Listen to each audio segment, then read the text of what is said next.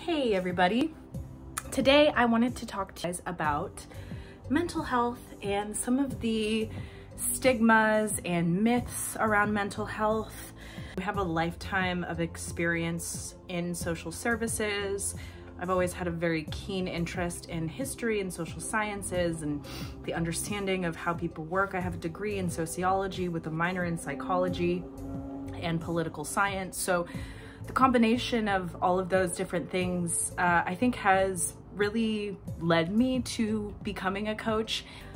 What I can really provide is additional support, and what I wanted to talk about today is some of the stigma. And thank you to those that responded to me on Instagram. I asked on my Instagram story, what are some of the myths of mental health? And I got some great answers here.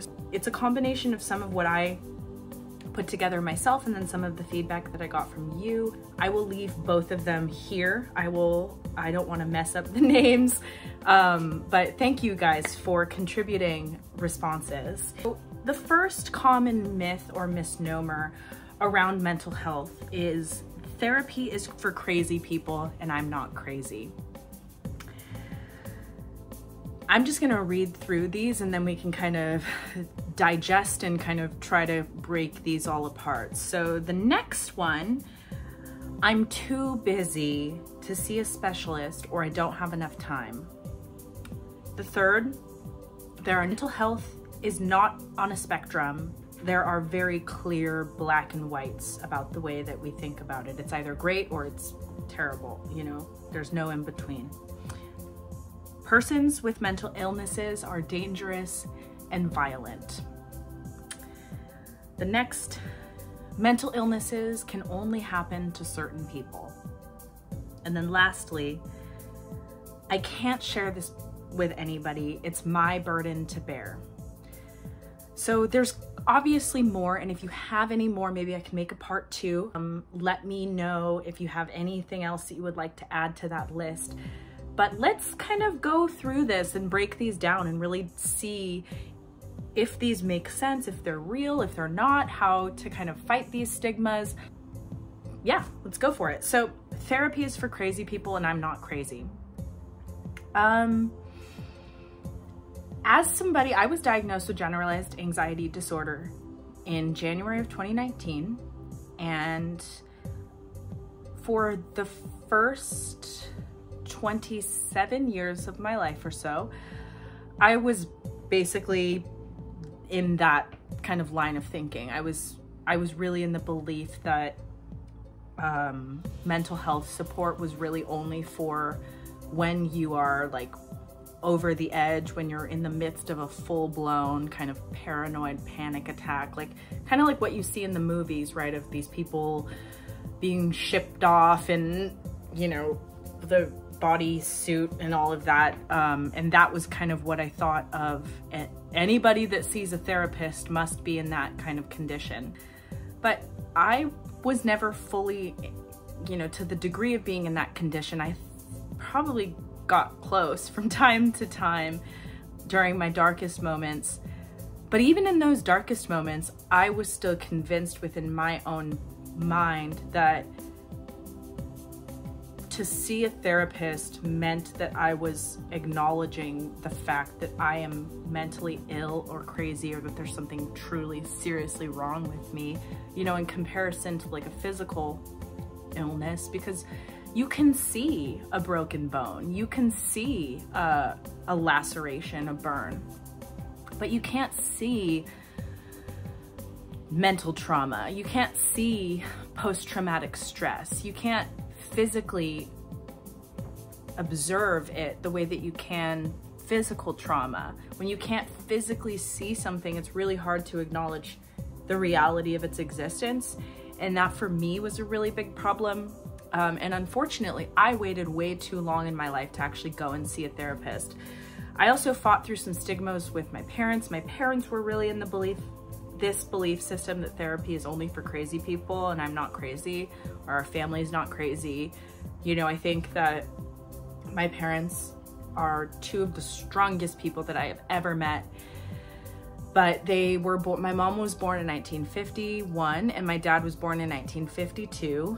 And if you just think about the generation in which they grew up and the way that kind of asylums and mental health looked through, you know, when they were my age in 1980, you know, 1981, and the condition of mental health, I think most asylums and mental hospitals were really being shut down at that point because of how kind of wrong the system was. So they are still really in that mindset that mental health is really only reserved for these super extreme cases. And generational change is probably one of the biggest factors to discuss with mental health, because even people that were born 10 years after my parents, people that were born in the 60s, are far more open to like therapy and mental support,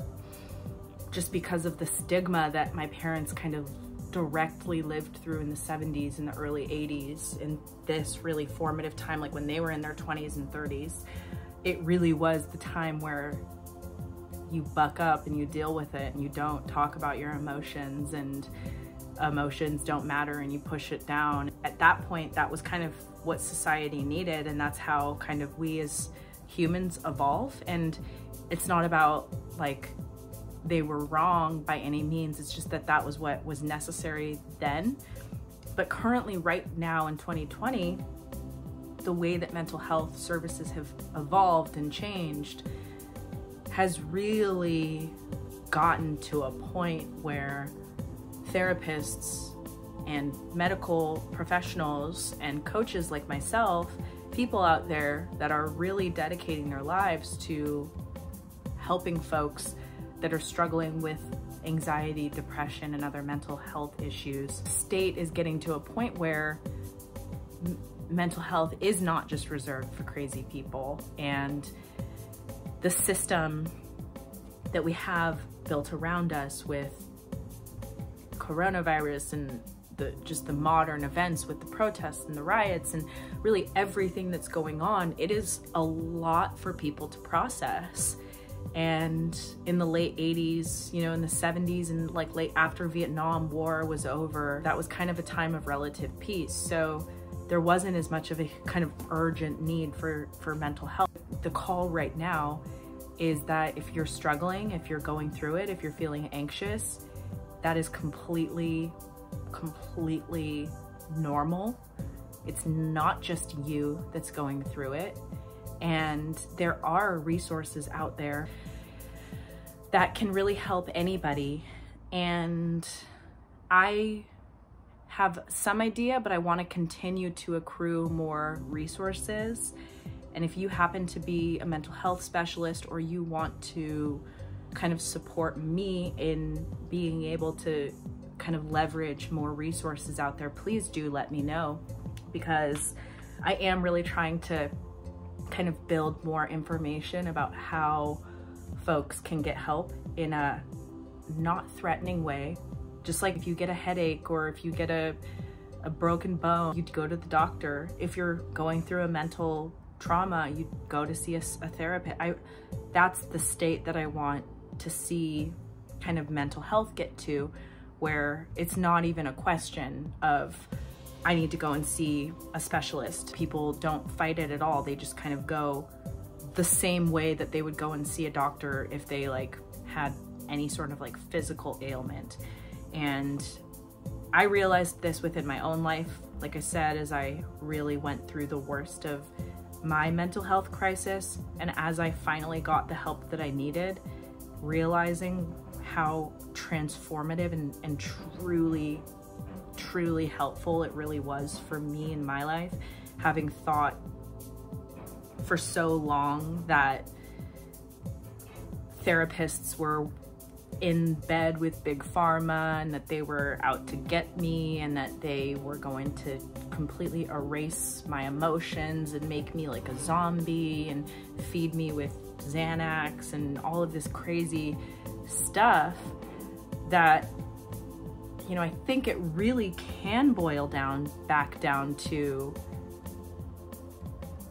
it's like saying that you don't like chocolate, but you've never actually tasted chocolate. To say that therapy isn't for you, but you've never actually seen a therapist, is really discrediting something that you genuinely don't have the knowledge or the experience to understand. So before you or anybody, you know, kind of criticizes really anything, make sure that you know what you're talking about and that you actually have experience in it yourself. Now, the next thing here, I'm too busy, I don't have enough time. I think that pre-corona, pre-COVID, this was a much more valid, that's probably my biggest myth or misnomer. I put this one on the list because that was the reason that I didn't see a therapist for as long as I did, was because I truly did not have time. I was working 9 to 5, and with the depression and anxiety that I had, I was so kind of lost inside of my own head that just getting up and going to my job was such a task in and of itself. Their hours were 8 to 4 or whatever, Monday through Friday. They didn't work on the weekend. So I just kind of gave up, and I didn't want to have to like risk my job by asking my manager for time off because I didn't think my manager would prioritize it, and blah, blah, blah, excuse. But if you're in a good job, if you're in the right place in your life, if you're where you belong and you really do need this kind of support, you should be able to figure out and work it into your schedule. And as a coach, this is something that I would love to help people with. Like, if you really don't think that you have the time to do this, my hours of operation as a coach are a lot more flexible because I don't have like standard operating hours. So I can talk to my clients, I can talk to the people that I help with a bit more flexibility than like a therapist. So book some time to talk with me, and we can discuss how you can work it into your schedule, and I can maybe talk to you a little bit about how I made it work with my schedule if that's something that you are still kind of concerned about. The next one here, mental health is a black and white thing. There's no spectrum to it with diagnosis and just with kind of like the perception. This one I think is really important because everything is on a spectrum. There is a gray area with everything. And where mental health, some people are born really mentally strong. To them, it's just never even anything of an issue. And I think to people like that, it's really hard for them to understand why a person would even need mental health support. And kind of on the other end of that spectrum are people that suffer horrifically kind of throughout their lives from mental health, and it's kind of become their whole existence. It's everything to them. And the polarization, right, of these people that don't seem to, these people that kind of fall on both ends of this spectrum are just like with any kind of spectrum. It's really the poles, it's really the extremes that kind of cause most of the ripples and most of the issues. So mental health is a spectrum. Just because you don't suffer from a mental health issue or you've never suffered from a mental health issue does not mean that you're better than other people. And because you have suffered from mental health does not mean that you are worse. It does not mean that you are broken. It does not mean that there is something wrong with you. It just means that that is the area of your life that you need to focus on a little bit more. And those people that have, you know, a lot of mental fortitude probably have issues in other parts of their lives. They are probably weak in other parts where you are like super strong. Usually those people are really, really, really emotionally inept, but very, very, very sensitive people that do suffer from mental health issues are often very empathic and very emotionally intelligent, and they possess certain sorts of gifts in terms of loving and compassion and understanding people the way that those that don't have mental health issues will never understand. And I think for everybody to kind of understand and respect that's really the goal of where we're trying to get to with this and with everything in life. It's not just this mental health spectrum. It's taking people that are on the poles of really any sort of issue, whether it's, you know, gender, race, sexual preference, really any of these kind of social factors that keep us so divided. The people that are going to save us are those that fall truly in the middle, that can kind of grab both sides, you know, put their hand out to somebody on this side, put their hand out to somebody on this side, and kind of bring them together and say, you know, you have a lot more in common than you realize. And that's a huge thing that I want to do. That's literally one of the biggest objectives of my business and of everything that I do in my life, is of uniting people, bringing people back together, and reminding people of our unity and of the holistic kind of value of health, right? We cannot be healthy unless we have all of our holistic health factors in balance. I have 11 different holistic health factors that I've mentioned that I can maybe focus on in a totally different video. But yeah, that's so important to know. And that's not just for the mental health spectrum, that's for spectrums in general. All right, the next thing. Persons with mental illnesses are dangerous and violent. I'm not gonna spend a whole lot of time talking about this because I really hope that we are in a point now where we're understanding that that is not true. That is true in certain cases, of course, but there are people without mental illnesses that are violent. You know, there are people with mental illnesses that are the exact opposite of violent. I have a mental illness and I am a legitimate pacifist. I literally can't even kill a bug on my wall. I will pick up a spider on my wall and gently move it outside so that it doesn't die, and so that it, you know, so that I make sure that it's taken care of. And I would say that a lot more people that suffer from mental health issues and mental illnesses are probably like me, and that they're very gentle, empathetic, compassionate souls that are just broken and don't feel like they fit into this world. So yes, that might be true in certain circumstances. And again, I think the media, we haven't mentioned a whole lot about the media, but I could do a whole nother video on that. But those that we see crazy people in the news is such a small portion of those that suffer from mental health. And I want to go, I should have looked into it further, but I want to look into this a little bit and actually share some statistics, and I'll add it in as I edit here.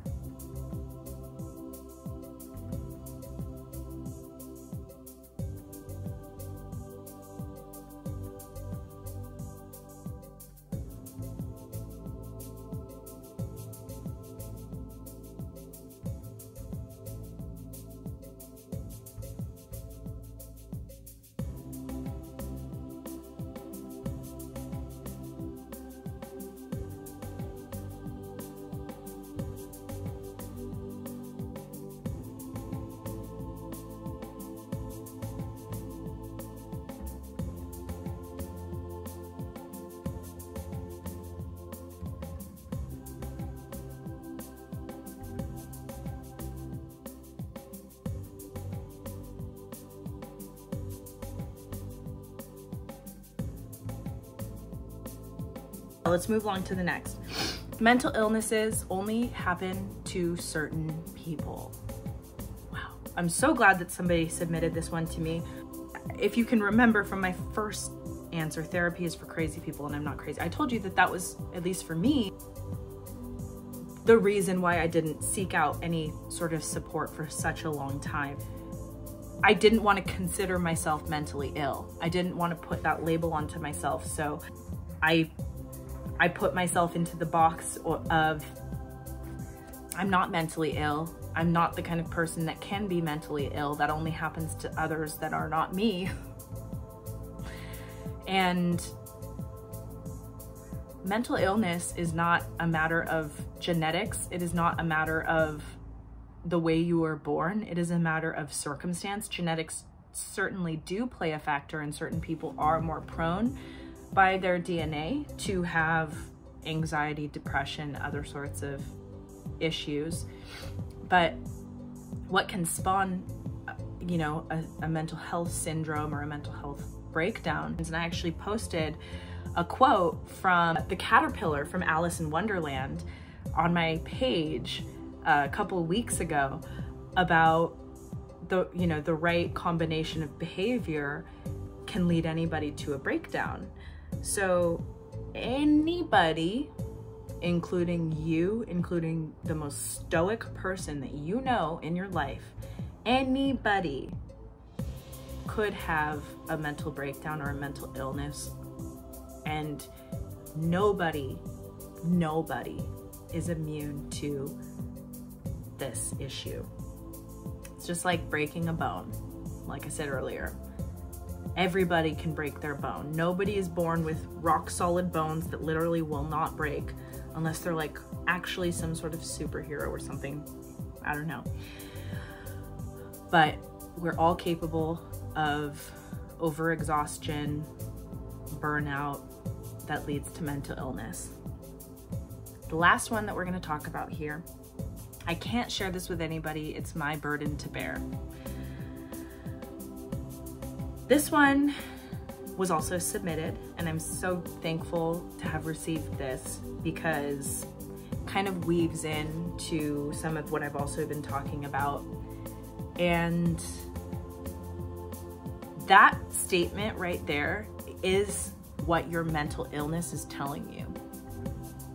And unless you have somebody on the outside who you can get yourself to trust, and that's one of the hardest parts of when you're really in it, suffering through mental illness, is that your brain and the voice inside of your head literally convinces you that the people that are talking to you do not have your best interests in heart, that they are out to get you, that they are going to hurt you, that they should not be trusted. You can only trust yourself, sort of deal. And that's why mental illness is so dangerous, because it kind of it piles upon itself, right? And if it goes too long, proper resolution, you know, that's when people can go over the edge and almost never be able to come back, because they believe this so heavily that it's their thing to deal with, that they ultimately move so far to the point of being so kind of delusional and lost that they cannot even begin to understand or accept the help from the outside, because they are so inside of their own head that they really do lose sight of the value of support. So I hope that walking through these, talking through these, kind of helps to break some of the stigma, let everybody know that having a mental breakdown or having mental illness, feeling chronic anxiety beyond just a short-term bout of anxiety, a momentary anxiety, a moment of depression. If you have been consistently feeling anxious for weeks, months, years at a time, if you've been consistently feeling depressed weeks, months, years at a time, and you haven't really done much about it, or you still think that it's your responsibility, or you still think that there's something that you have to do to help yourself, and that you don't want to burden other people with having to deal with you or whatever, I want to knock those walls down right now and tell you that if I didn't break those things in my own mind, if I didn't break those things out of my mind, and if I didn't open myself up to the help that I ended up receiving through my therapist and through my coaches, I wouldn't be sitting here talking to you right now. And now that I have spent about a year and a half, a little over a year and a half in recovery, working towards a better life. I have basically built a structure of support around myself that I know will be sustainable, and I live my life in such a way now that I prevent the anxiety and the darkness from creeping back in. And it took me a really long time, but now I want to, because I've worked through this, I really want to start giving it back and letting folks know what I did, kind of offering support and guidance to whatever it is that you want to accomplish, and really just being a lifeline. That's the biggest thing that I think a coach can offer, whether it's a fitness coach or a life coach or even a sports coach. What coaches are here to offer is the space and validation that you need, that their clients or their athletes need to succeed. Coaches are not there to sit in the place of their clients or their athletes or whatever and do the work for them. They're there to guide them, steward them, give them the tools, show them how to use them, and then let them take them for themselves and blossom and grow and develop and succeed and win, right? A great coach is somebody that enables people to win. And that's what I want for you. I want you to win. And if you have been suffering with any of these issues, I don't want that to happen for you anymore. I want you to finally be in the place that you know you're capable of. You always know that you've been capable of going to exactly where it is that you want to go, but you just have never really known exactly what it is, exactly how to do it. Imagine if you just had somebody in your corner as you were kind of deciding and making steps, somebody to just rely to and refer to and say, hey, do you think this is the right step? And maybe they will say, yeah, or no, maybe you should try this. That's what I'm offering. That's what Metamorphosis 101 is. And I would love nothing more than to help more people in this way. I currently have a handful of clients that I'm supporting, and I'm available for more. If you would like to talk with me about how my services work, please reach out to me. You can sign up at my website or send me an email, info@metamorphosis101.me.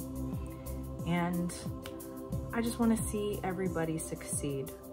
Truly, that's the objective. Is I'm sick and tired of living in a world where people feel less than what they're worthy of, where there's systems built around us that are built in such a way that tell people you can't do this, you can't do that because of this or that reason.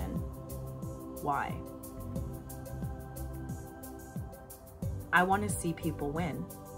I want to see people who have traditionally not been able to win. People like myself. Let's do this together, because I know that we can accomplish incredible things and we can change the world together. I hope